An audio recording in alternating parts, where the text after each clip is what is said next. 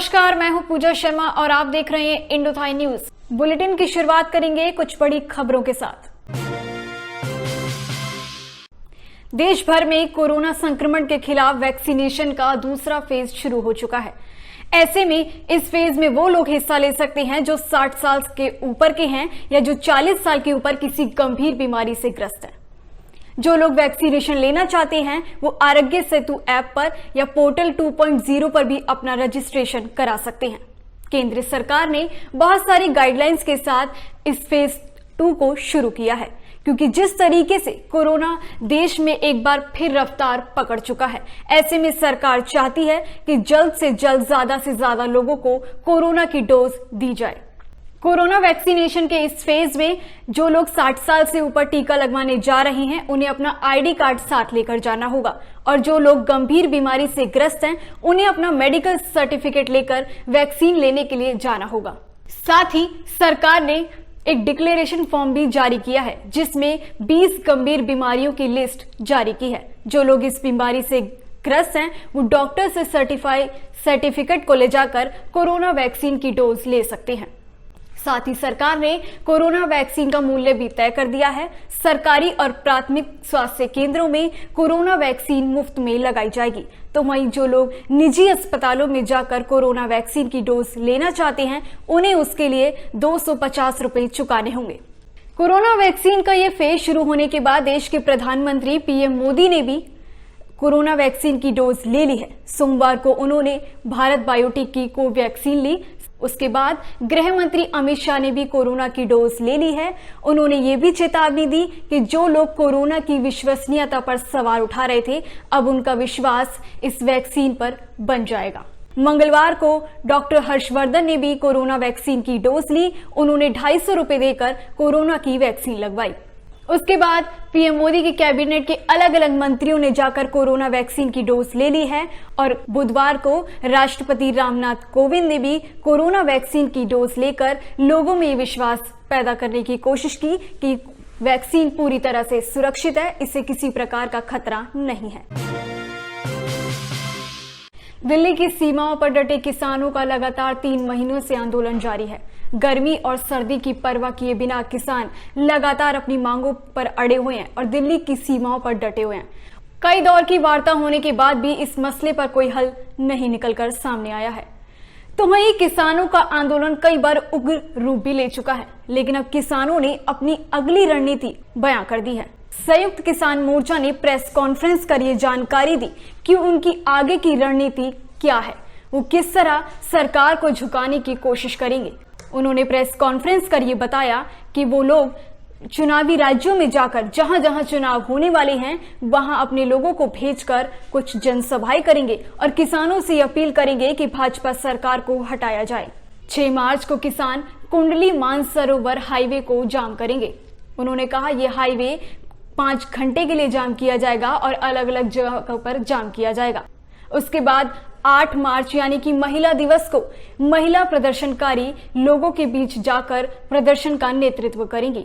किसानों की रणनीति हो सकता है कि आने वाले समय में सरकार के लिए मुश्किलें खड़ी कर दे, क्योंकि आने वाले समय में देश के 5 राज्यों में चुनाव होने वाले हैं और किसानों का वहां पहुंचना, जनसभाएं करना, लोगों से ये अपील करना कि भाजपा की सरकार को हटाया जाए, कहीं भाजपा के लिए बड़ी मुसीबत ना खड़ी कर दे। H-1B वीजा पर लगे बैन को लेकर अमेरिकी राष्ट्रपति जो बाइडेन की चिंताएं बढ़ती जा रही हैं। वो इस बात को लेकर चिंतित हैं कि इस वीजा पर लगे बैन को हटाया जाए या इसे जारी रखा जाए। आपको बता दें कि इस वीजा पर बैन 24 जून को लगाया गया था, जो पहले 31 दिसंबर तक था, लेकिन पूर्व राष्ट्रपति डोनाल्ड ट्रंप ने इसे अपने कार्यकाल में 31 मार्च तक बढ़ा दिया था। तो अमेरिकी सरकार को अपना ये फैसला 31 मार्च तक लेना होगा कि इस पर लगे बैन को हटाया जाए या इसे जारी रखा जाए, क्योंकि 31 मार्च के बाद इस बैन पर लगी मियाद खत्म हो जाएगी। जिस समय डोनाल्ड ट्रंप राष्ट्रपति थे तो उन्होंने चुनावी कैंपेन के दौरान वोटर्स को लुभाने के लिए और वोट पाने के लिए इस वीजा पर बैन लगाया था, और उन्होंने ये कहा था कि कोरोना काल में अमेरिका में बेरोजगारी बढ़ी है, इसीलिए अब हम किसी भी विदेशी को नौकरी नहीं दे सकते। हम चाहते हैं कि ज्यादा से ज्यादा यहीं के नागरिकों को नौकरी मिले।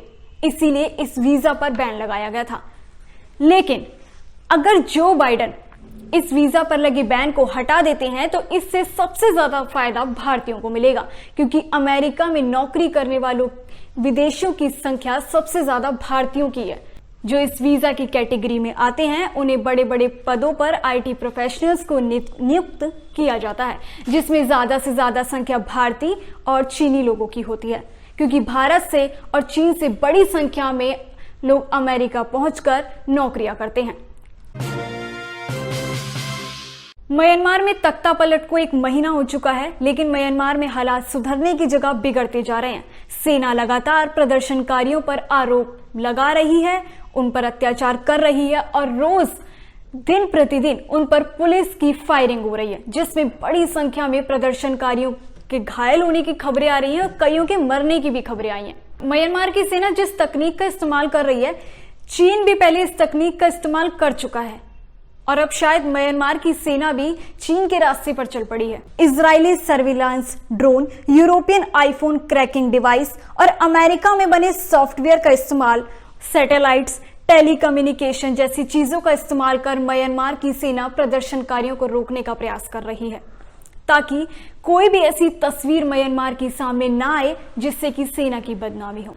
इससे पहले म्यांमार के राजदूत क्यामो तुन ने यूएन के सामने सेना के ऊपर कड़ी से कड़ी कार्रवाई करने की मांग की थी, जिसके बाद सेना ने उनको उनके पद से बर्खास्त कर दिया। लेकिन म्यांमार के ये बिगड़ते हालात कहां तक पहुंचते हैं, प्रदर्शनकारी रुकते हैं या नहीं, सेना की और कौन सी तस्वीरें सामने आती हैं, ये आने वाला वक्त बताएगा। फिलहाल म्यांमार के बिगड़ते हालात प्रदर्शनकारियों के घुटने नहीं टेक रहे हैं।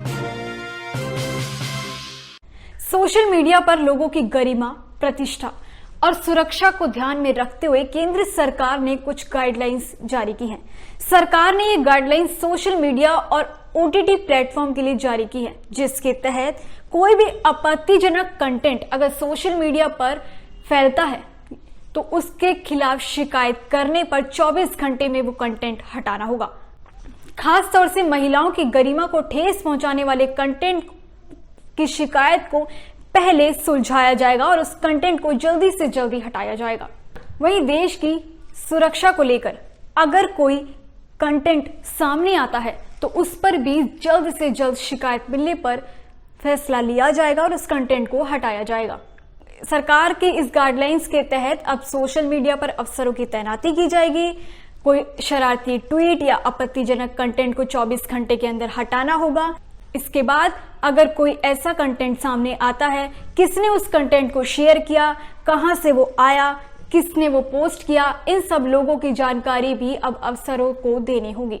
केंद्रीय कानून मंत्री रविशंकर प्रसाद ने बताया कि नोटिफिकेशन आने के बाद ये गाइडलाइंस लागू हो जाएंगी, जिसके तहत सोशल मीडिया, डिजिटल न्यूज और ओटीटी प्लेटफॉर्म को मैकेनिज्म फॉलो करना होगा।